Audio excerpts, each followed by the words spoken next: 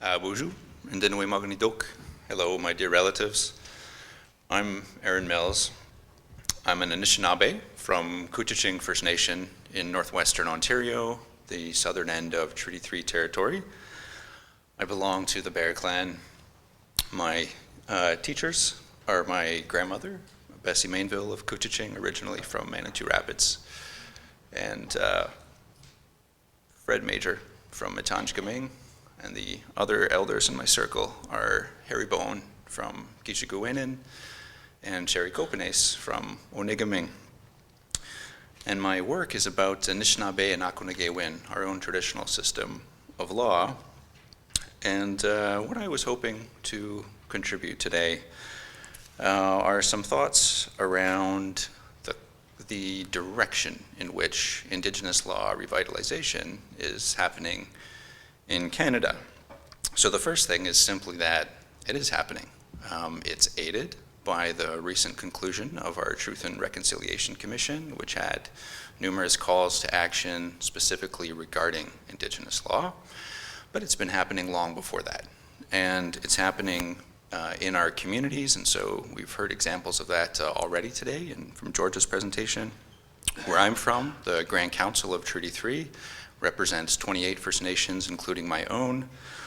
It has one law already out, Manito Ake and Akonagewin, the Great Earth Law. It's a resource law, and they're currently working on Abenuji and Akonagewin, the child care law. It's happening in lots of urban Indigenous communities in Canada as well. Aboriginal Legal Services based in Toronto is doing it, and I've just become involved with the First Peoples Justice Centre of Montreal, which is about to get involved in doing it here. It's also happening in courts and in civil society. So the Canadian Human Rights Commission has legislation now specifically identifying Indigenous law. The Ontario Human Rights Commission has also gotten involved with a wonderful report called To Dream Together, which I recommend to you. Legal education, my own law school at McGill and so many others, law societies and bar associations. I'm kind of worried about all of this, actually. And so what I wanted to say, the promise of legal pluralism represented by revitalized Indigenous law, living within and alongside Canadian law, is generally celebrated as a very positive step, both for Indigenous communities and for Indigenous settler relations in Canada. I'm not convinced. I want to suggest, it seems to me there's a great deal to be thought through here before we might make that claim. I mean, it's an enormous assumption to make. And so I want to suggest, I want to underscore the fact that there may be serious risks in not attending to the possibility of legal incommensurability. That is to say, it actually isn't clear that the systems of law can fit together. And so before we insist that they ought to, we need to stop and take up the question of how might that relationship be enabled. Now, the obvious, and I think probably the principal argument in favor of doing so, is that it renders us more control over how we experience law today. We get a level of ownership over the production and administration of law in our own lives, not a small thing, and depending on how well our communities and our families are doing, that may be change that's urgently needed. However, I think there's also a case to be made that the conditions structuring our lives continue to be deeply colonial. And I would emphasize that projects designed to render us more control over the conditions which structure our lives are quite different from projects intended to present alternatives to colonialism. So essentially my argument is that there is a kind of context in which legal pluralism is indeed positive and generally beneficial to those participating in and impacted by it.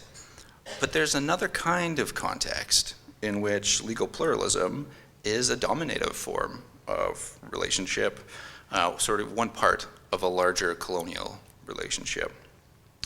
And I want to suggest that the fulcrum around which the distinction turns is constitutionalism. In a great many cases, legal pluralism works even across distinct constitutional communities. But I think what is so critical to observe is that there's an enabling condition which allows it to do so. And it is that, although the participant communities may be defined by distinct constitutional orders, they share in a common kind of constitutionalism. So you might think of it as a kind of constitutional family. So this means that they conceive of legal institutions, processes, and to have a conception of law.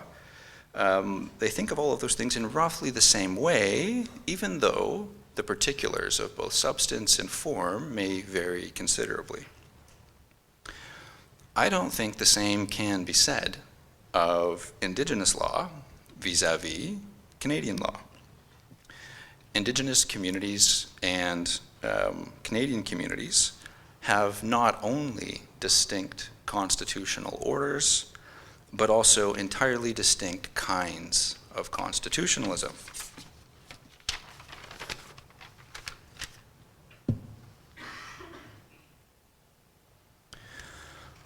I think this represents a serious problem for Indigenous peoples in Canada, because in order for Canada to accept Indigenous law in a pluralist arrangement, it requires that Indigenous systems of law be translated out of the kind of constitutionalism which generated and which sustains them and which is deeply connected in the earth, and into the kind of constitutionalism which sustains Canadian governance and law.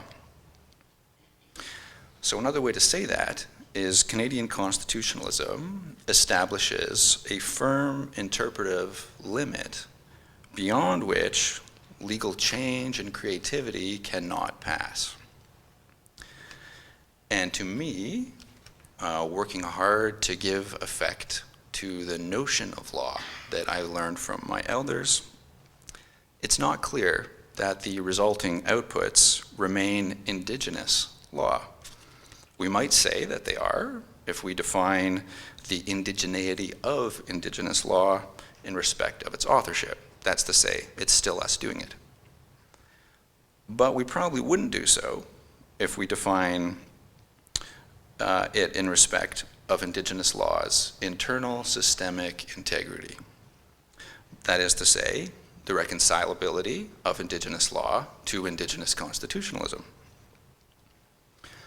I think that's about as far as I can go in this brief presentation. In a longer discussion, we'd get to the real meat of it, which is what are the distinct forms of constitutionalism, right?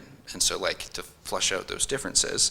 And so hopefully that piece may be part of how we take up the three questions afterward. Doing so for Indigenous, and in my case, specifically Anishinaabe, constitutionalism is the heart of what my work is about. And I guess as a parting comment, I simply wanted to offer, I don't mean for this to be a negative caution. You know, I'm very mindful of my elders, in particular my grandmother and Harry Bone, to always speak in a good way. And so for me, even if everything that I'm saying actually is true, it's very much empowering to be conscious of it. And I think part of the clarity it's given me is to understand it remains as important as it ever did to engage in state forms of law, to push back, to make space for us to engage law on our own terms.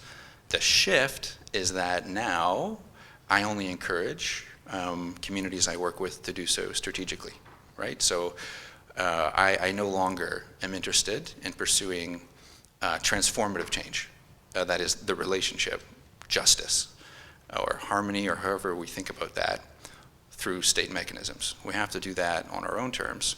But there are all kinds of strategic reasons to continue to engage in international fora and in domestic systems of law, of which I'm deeply encouraging. So I say, miigwech, thank you for your time. It's really wonderful to be introduced to CICADA and to begin to be part of that. And Mia, that's it.